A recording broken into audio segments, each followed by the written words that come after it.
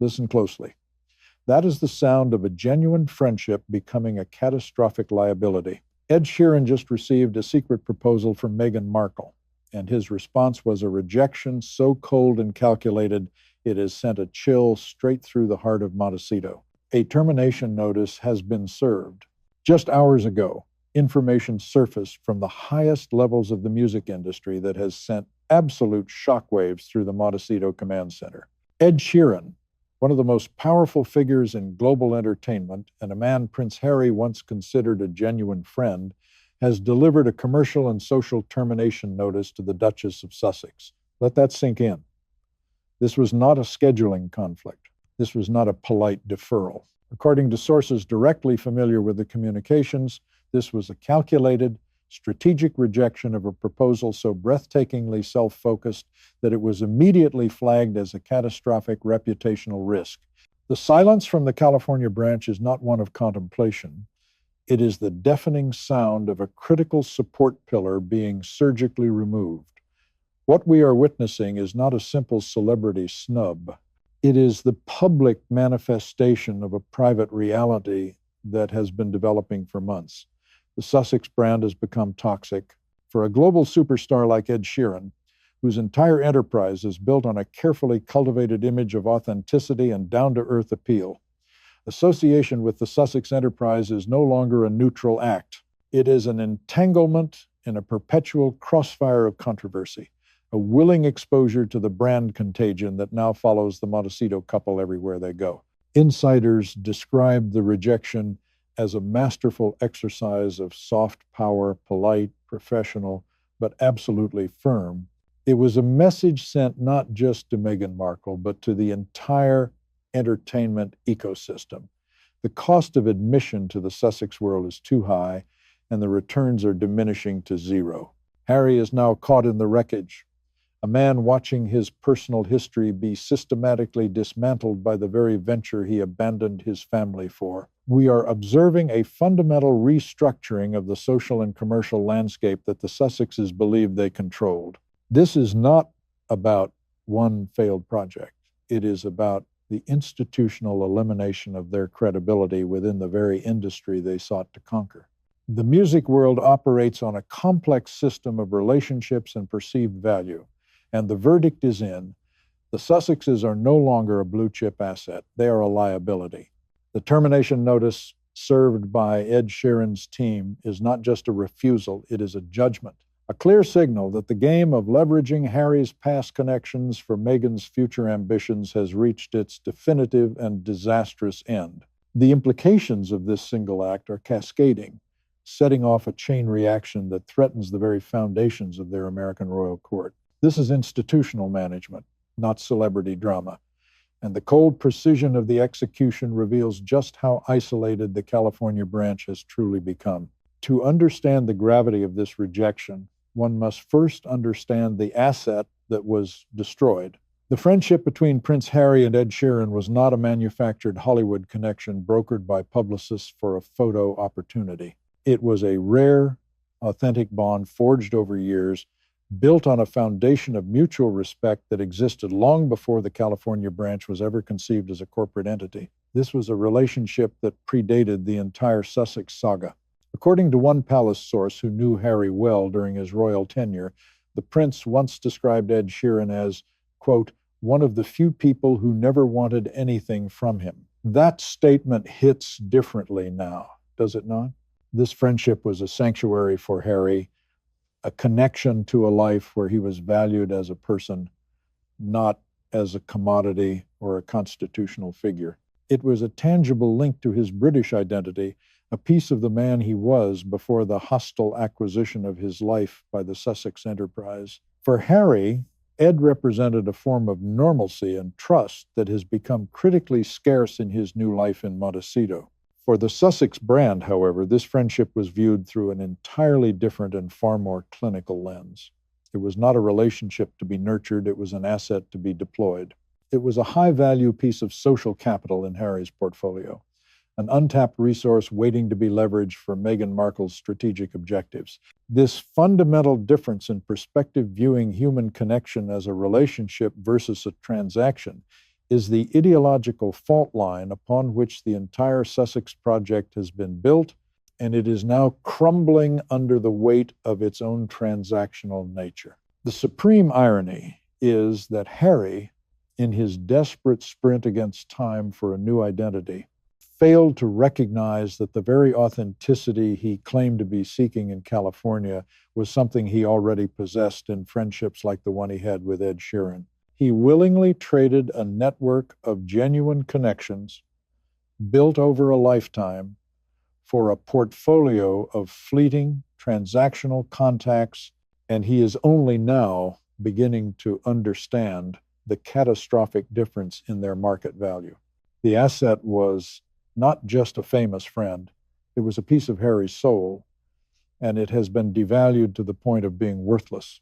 The worlds are closing in on Rachel Meghan Markle because I've been doing more and more digging into her direct approach to Ed Sheeran, and the findings are shocking. According to sources with direct knowledge of the communications, the Duchess of Sussex initiated a direct and covert communication with Ed Sheeran's management team, completely bypassing her husband in the process. This was not a simple inquiry. This was a calculated gambit, a hostile acquisition attempt on one of Harry's most personal and valuable assets. She allegedly believed that her personal brand and what she perceives as her superior strategic vision could secure a commitment that Harry, with his more personal and less transactional approach, might fail to achieve.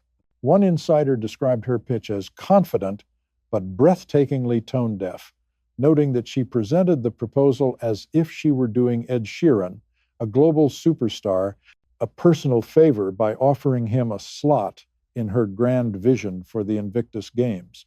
Picture the gravity of such a moment. A musician who has sold over 150 million records and who headlines stadiums on every continent was approached as if he were an emerging artist in desperate need of the Sussex platform for a profile boost. This was not a collaborative proposal. It was a directive from the self-appointed chief executive of the Sussex enterprise. It was a clinical attempt to colonize a relationship that belonged exclusively to Harry, repurposing it for her own strategic objectives. The fundamental miscalculation, a flaw that runs through their entire operation, was the assumption that Harry's personal goodwill was a transferable currency, a liquid asset she could spend at will. She operated under the catastrophically wrong assumption that the friendship was an asset of the Sussex brand rather than a personal bond belonging to her husband. It spectacularly backfired. The move did not just fail to secure a performer. It exposed her strategic overreach, revealed a profound misunderstanding of how genuine relationships operate outside the transactional world of Hollywood deal-making, and it placed an irreparable strain on the very foundation of her partnership with the man whose life she co-opted. This was a gambit designed to demonstrate her power and control, and instead, it became a public exhibition of her greatest weakness. What I have before me are details from sources who claim to have knowledge of the pitch sent to Ed Sheeran's team, and it reveals a level of profound dysfunction and profound deception that is institutionally disqualifying. This was not a proposal for a charitable performance. It was a brand integration deck for Meghan Markle. The document reportedly included specific, non-negotiable staging requirements that would have positioned the Duchess of Sussex in a central co-starring role on stage alongside the musician. One particularly egregious clause, described by an industry insider as breathtaking in its self-focus, was a shared spotlight provision. This provision allegedly mandated equal camera time and preferential positioning for Meghan during the performance's key emotional crescendo. Let that sink in for a moment. An event created to honor veterans who have sacrificed everything in service to their countries was being meticulously engineered to function as a Meghan showcase. The proposal was reportedly light on details about the veterans it was meant to serve, but heavy with corporate language about brand, synergy, strategic narrative placement, and creating a globally resonant media moment. According to a music executive familiar with how Ed Sheeran's highly professional operation functions, The pitch was immediately flagged for its complete and total disconnection from the stated mission of the Invictus Games. It read like a script for a reality television show, with Megan cast as the compassionate host and Ed Sheeran as the celebrity musical guest brought in to legitimize the production. The entire proposal felt contaminated by a commercial impulse that was fundamentally incompatible with the spirit of the event. It was a strategic document designed to leverage the unimpeachable credibility of the Invictus Games and the global appeal of Ed Sheeran to rehabilitate and elevate the personal brand of Meghan Markle. It was, in short, a fraudulent document, promising charity on its cover while architecting a public relations stunt within its pages. The evidence does not suggest a simple miscalculation. It points toward a deliberate attempt to hijack a charitable platform for personal commercial gain, a substantial breach of the trust and purpose upon which the Invictus Games were founded. This was planned. This was a methodical attempt at brand appropriation. Ed Sheeran's team is known throughout the music industry for its meticulous professionalism and its clinical defense of his carefully cultivated brand. When the Meghan Showcase proposal arrived, their response was a textbook example of institutional management. There was no emotional outburst, no public statement, and no unprofessional leak. Instead, they executed a surgically precise rejection, a masterful exercise of soft power designed to neutralize the immediate threat while minimizing any potential collateral damage. According to sources with direct knowledge of the exchange, the official response was wrapped in the standard corporate language of prior commitments and insurmountable scheduling conflicts. It was polite, it was professional, and to the untrained eye, it was entirely unremarkable. However, this was merely the diplomatic surface. The real message, delivered through powerful back channels and understood instantly by everyone in the industry, was crystal clear and absolutely devastating. Ed Sheeran wanted no part of the Sussex enterprise. One senior music agent described the move as the deployment of a reputational firewall, a necessary and preemptive action to protect their client from the guaranteed controversy that accompanies any project involving the Montecito couple. His team allegedly viewed the proposal as a Trojan horse, a charitable offering on the outside that contained a high-risk public relations liability on the inside. The decision was not personal, it was institutional. They analyzed the risk-reward ratio and concluded that the potential for negative blowback for brand contagion far outweighed any possible benefit from the association.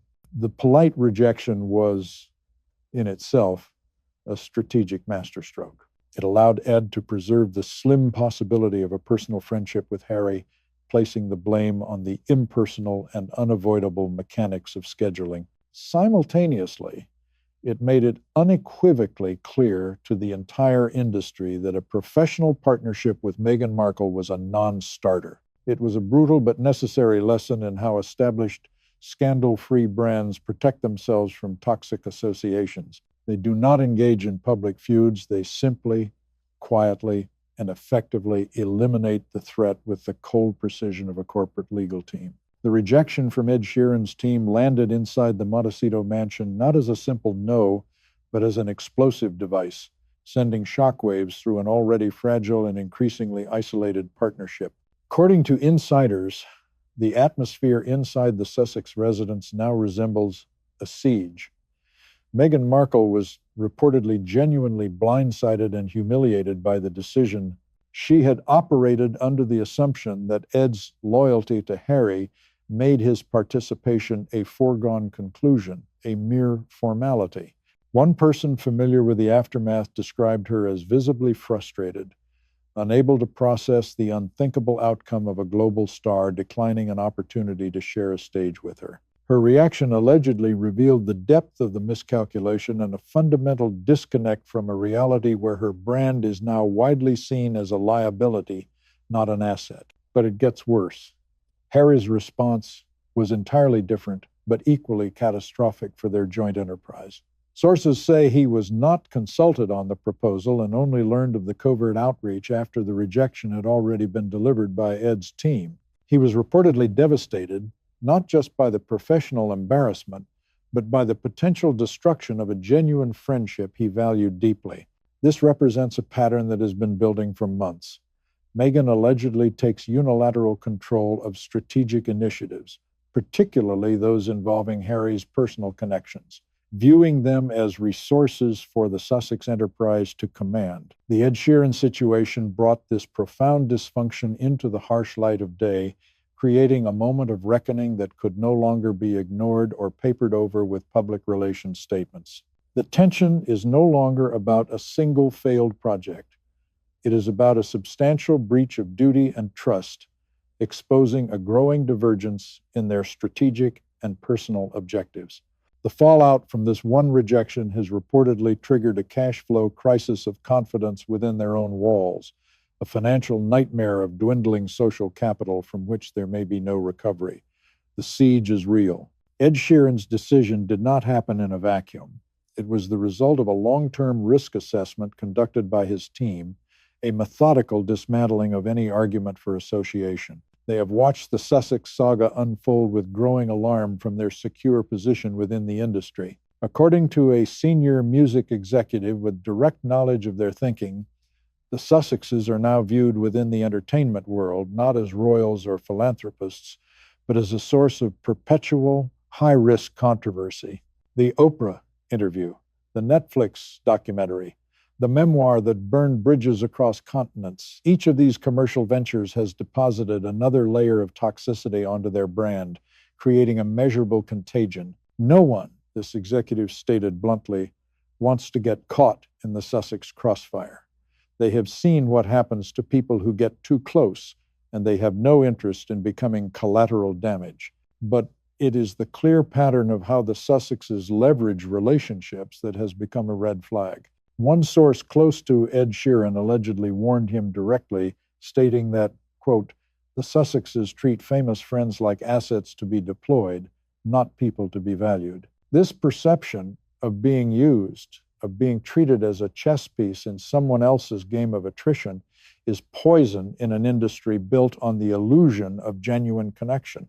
The advice Ed has reportedly received from his entire inner circle of managers, agents, and publicists has been uniform and unambiguous. Stay away. Do not get involved. Do not allow your brand, which was built over 2 decades of hard work and scandal-free conduct, to be contaminated. This is not about personal affection for Harry, which sources say still exists in a diminished form. This is a cold, calculated business decision based on a predetermined legal and commercial framework. The Sussex brand is a falling stock, a junk bond in the world of A-list celebrity, and in that ruthless marketplace, no one is required to catch a falling knife. The industry has delivered its final verdict. The brand is toxic, and the quarantine is now in full effect.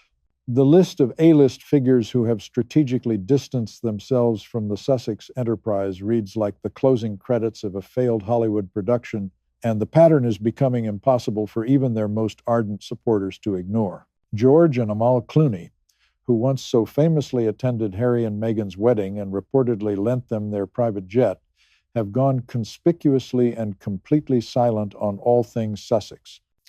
Oprah Winfrey, who provided the global platform for their most explosive allegations and once seemed positioned to be a permanent Sussex ally, has noticeably cooled her public enthusiasm, a masterful exercise of soft power in itself. Even Netflix, the corporate entity bound to them by a multi-million-dollar contract, reportedly struggles to attach any top-tier talent to projects bearing the Sussex name.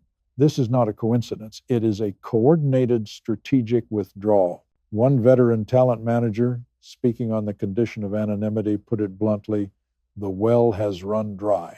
People who would have jumped at the chance to work with them 3 years ago won't even return their calls now. However, this merely scratches the surface. A crucial distinction is being made within the industry between Harry and Meghan. Harry, sources say, is still viewed with a degree of warmth and sympathy. Many remember him as the charming prince and feel sorry for the position in which he has found himself. Meghan, however, allegedly triggers an entirely different response. Immediate caution, followed by polite, professional avoidance. People feel like they are being pitched, not befriended, said one industry insider. Associating with the Sussex brand has become professionally hazardous. It guarantees that any project, no matter how noble its stated intentions, will be sucked into a vortex of controversy and public debate. For celebrities who have spent decades carefully building their own empires, the upside of a Sussex collaboration is now unclear, while the downside is a well-documented and terrifying reputational nightmare. One by one, the stars are quietly heading for the exits, leaving the Sussexes in a state of self-imposed celebrity quarantine. They arrived in Hollywood with unlimited social capital, and they have burned through it at a remarkable, catastrophic pace. The Ed Sheeran rejection has done more than just scuttle a single project. It has detonated an existing landmine within the Sussex marriage, exposing a crisis of social capital that now threatens their entire operation. For months, insiders have described a growing strategic rift between Harry and Meghan, a fundamental disagreement over control and the catastrophic decline of their public image. The Ed Sheeran situation brought these simmering tensions to a violent boiling point. Sources describe Harry as increasingly isolated and homesick, a man who willingly gave up an entire support structure of family, friends, and institutional stability for a new life that feels increasingly fragile and inauthentic. He is now forced to watch the last vestiges of his old life, the genuine friendships that predated Meghan, being leveraged, commercialized, and ultimately compromised for ventures he does not seem to control. One person close to Harry described him as a man searching for connection in a place where genuine connection is scarce. When Meghan allegedly bypassed him to approach his friend, it was reportedly seen not as a strategic maneuver, but as a profound betrayal. It confirmed his growing fear that he is no longer the principal of his own life, but merely a supporting character in the ongoing Meghan show. The atmosphere in their Montecito mansion is reportedly heavy with unspoken tension and profound dysfunction. Meghan allegedly feels underappreciated and unfairly blamed for a failing strategy that she believes is fundamentally sound. Harry, in contrast, allegedly feels trapped between a misguided loyalty to his wife and the dawning, terrifying realization that the path they have chosen is leading not to freedom, but to a gilded cage of their own making. This represents the ultimate liquidity crisis. They have run out of celebrity goodwill, their financial safety mechanisms are under strain, and now their personal bond is being tested to its absolute breaking point. The marriage itself is under siege, not from external forces, but from the flawed strategic foundation upon which it was rebuilt. Harry's longing for Britain has become the great unspoken crisis of the Sussex enterprise, a threat to constitutional stability within their own Montecito doctrine. Despite the scorched earth campaign he waged against his family and the institution of the monarchy, sources say he misses his home, his friends, and the intrinsic sense of purpose that came with his former life. One insider described Harry as a man caught between two worlds, belonging fully to neither. The Ed Sheeran rejection has reportedly intensified these feelings of displacement, as Ed represents a powerful, tangible link to the life he was convinced to abandon. But here's the part no one expected. Meghan, on the other hand, allegedly views Harry's British past as a direct strategic threat.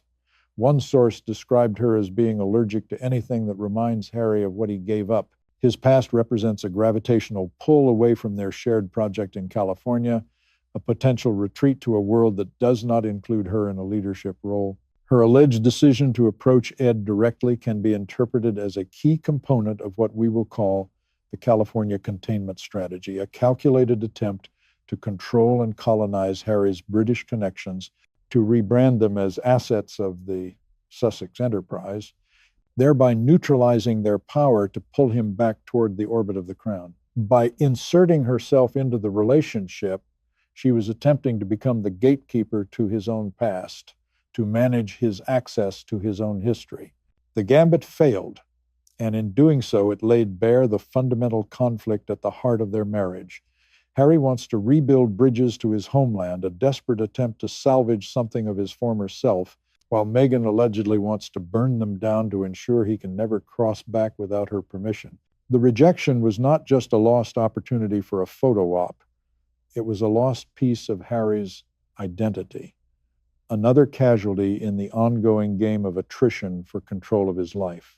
The troubles at Archewell, the foundation intended to be the flagship of the Sussex global brand, reveal a chilling truth. The Ed Sheeran rejection is not an isolated incident, but a symptom of systemic institutional failure, launched with messianic fanfare and grandiose promises to unleash the power of compassion.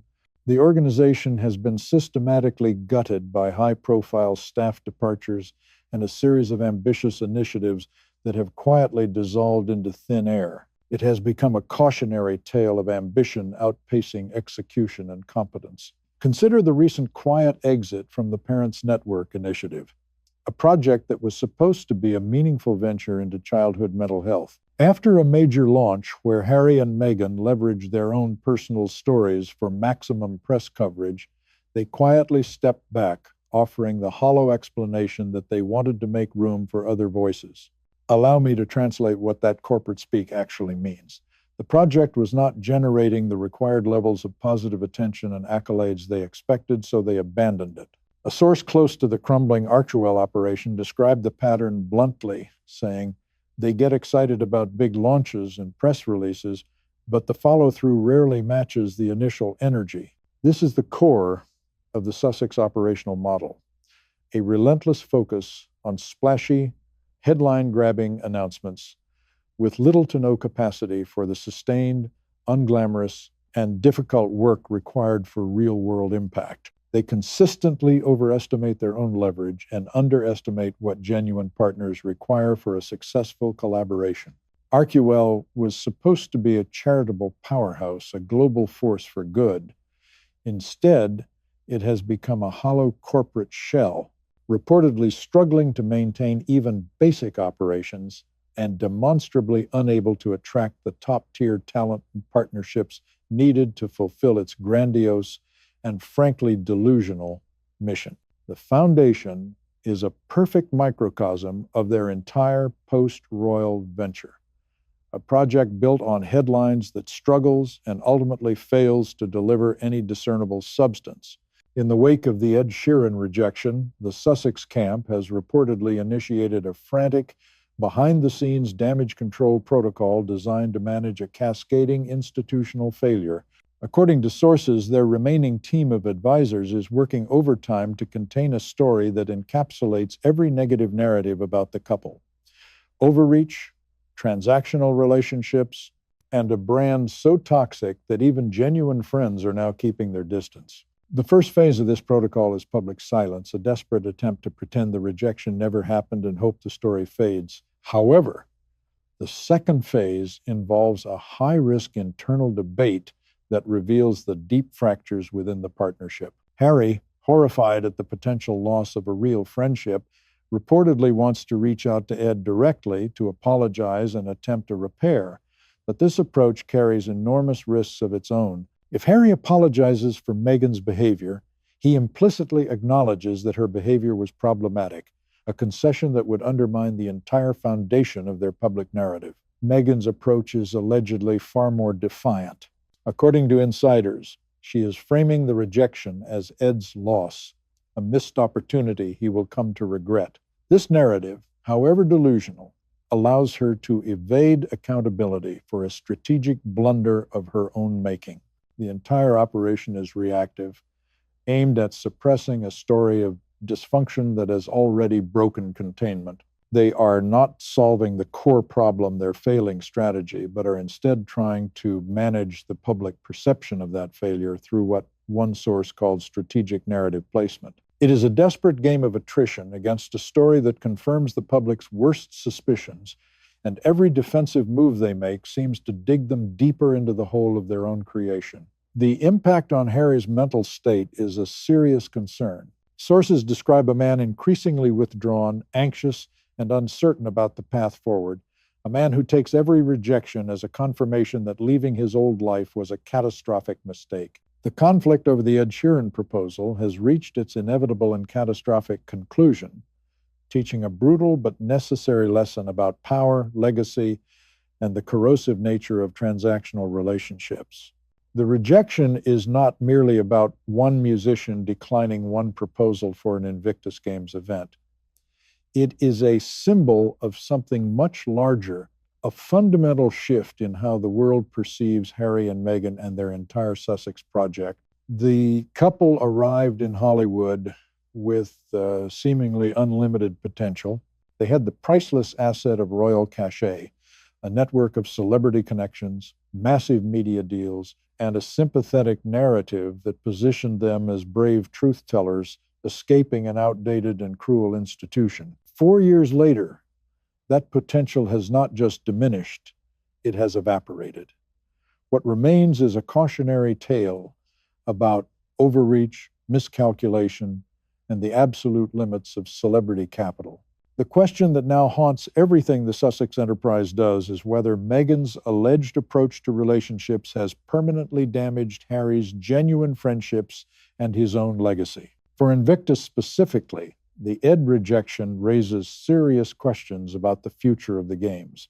This is Harry's passion project, the one thing from his royal life that he has successfully maintained. If the Sussexes cannot attract top-tier talent, if performers now view association with them as a liability rather than an opportunity, then even this cherished project might be compromised. The path forward has never looked more uncertain. Their celebrity network has shrunk. Their charitable foundation appears to be in a state of operational collapse. Their media ventures have underperformed, and their marriage is reportedly strained by these cascading failures. One cannot destroy relationships and then expect support to continue arriving. One cannot spend years attacking the very source of privilege and then act surprised when that privilege is revoked. Now, the judgment passes to the jury of public opinion. Was Ed Sheeran's decision a masterful act of institutional defense, protecting his brand from a toxic association, or was it an unnecessary cruelty, a betrayal of a man he once called a friend? Cast your vote in the comments below. Type Team Ed if you believe this was the right call. Type Team Harry if you think the friendship should have mattered more. The final verdict is now in your hands. Ready.